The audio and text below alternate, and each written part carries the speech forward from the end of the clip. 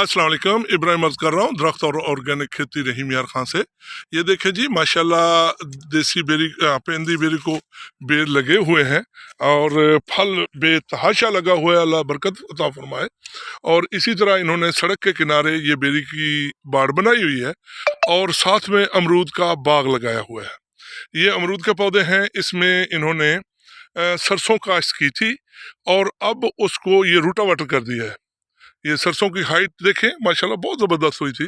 और अब उसको रूटावाटर करके तो उन्होंने ये छोटे पौधे भी, नागे भी लगाए थे और ये सूरत हाल कर दी है।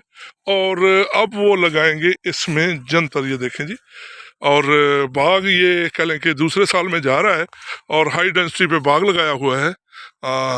माशाल्लाह बहुत खूबसूरत लग रहा है।